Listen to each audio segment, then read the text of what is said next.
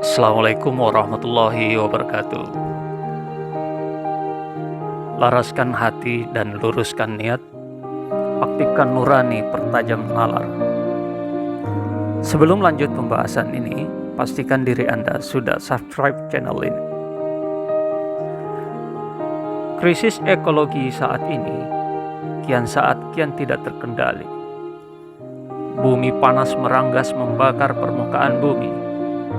Krisis ini bukan hanya persoalan negara dan pejabat.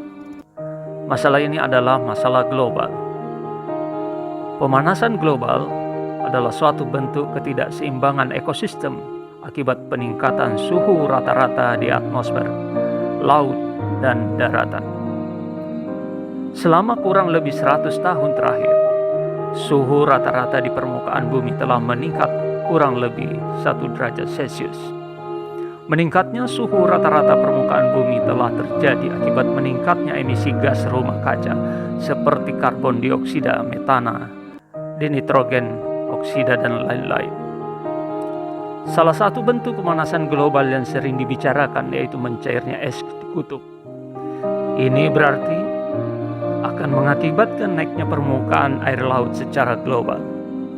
Artinya, dan mengakibatkan sejumlah pulau-pulau kecil tenggelam, tidak terkecuali negara yang dikelilingi air.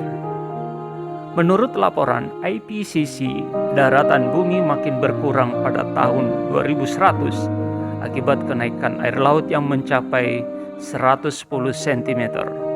Jadi kemungkinan kota-kota yang memiliki banyak kanal juga akan tenggelam. Krisis ekologi ancaman serius bagi eksistensi dan kelangsungan hidup manusia dan lingkungannya. Pertumbuhan manusia kian tidak terkendali, berdampak pada pemenuhan kebutuhan dan selera hidup manusia modern, menjadi pemicu meledaknya industri makanan. Sejatinya, terjadi perebutan sumber-sumber pangan, kapital pun dipertuan. Hal ini berdampak pada penguasaan lahan, tata ruang pun menjadi tata uang.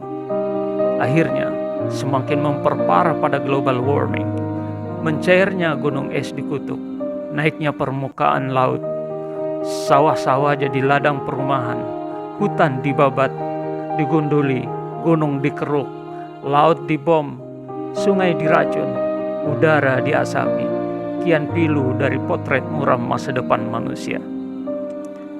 Bumi adalah ibu pertiwi, ibu kandung manusia. Ia yang sabar atas segala kejahatan manusia di permukaannya. Manusia lebih sering menampilkan diri sebagai anak durhaka daripada anak bakti. Kita lebih sering menjadi agen perusak daripada agen pemelihara. Dalam Islam, dalam memahami konsep khalifah, tidaklah berarti harus menjadi subjek absolut terhadap bumi. Tapi manusia menjadi subjek sekaligus objek, menjadi khalifah sekaligus hamba. Sejatinya manusia adalah mikrokosmik, sebuah potret bumi kecil, dan bumi adalah makrokosmos sebagai potret bumi besar. Artinya apa? Melukai bumi sama halnya merusak manusia itu sendiri. Menghancurkan bumi setara dengan penghancuran pada kemanusiaan.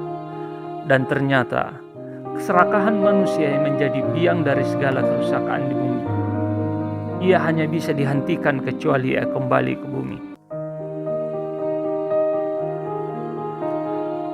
Doktrin keagamaan dalam praktek sang Nabi yang mulia mengajarkan mempraktikkan kehidupan yang minimalis, harmonis, menebarkan salam yang berarti membawa pesan perdamaian, keselamatan, kebajikan, membawa misi untuk universal. Dalam praksisnya, sang Nabi, beliau adalah konseptor konservasi. Sang mulia mengajarkan bagaimana kita harus peduli terhadap ekologi, membentuk lahan konservasi yang dikenal dengan hima. Hima adalah wilayah konservasi yang tidak boleh dimiliki secara perorangan ataupun kelompok. Hima adalah milik Allah. Hima dimanfaatkan sebagai lahan sumber pakan bagi ternak hewan dan binatang liar lainnya. Hima berfungsi sebagai cagar alam. Selain itu, baginda Nabi Muhammad SAW mengajarkan kepada kita tentang konsep harim. Secara bahasa berarti mulia. Secara bahasa juga berarti sangat pribadi. Harim merupakan konservasi yang boleh dimanfaatkan secara pribadi ataupun kelompok, namun tidak boleh dimiliki secara individu maupun kelompok. Harim berfungsi sebagai penjaga eksistensi air secara berkelanjutan, sekaligus untuk mencegah erosi dan banjir. Pertanyaannya, apakah kita menjadi agen perusak atau agen pelestari di muka bumi ini? Jawabannya ada di hati kita masing-masing. Aktifkan nuranimu dan tajamkan nalarmu. Wassalamualaikum warahmatullahi wabarakatuh. Nuranimu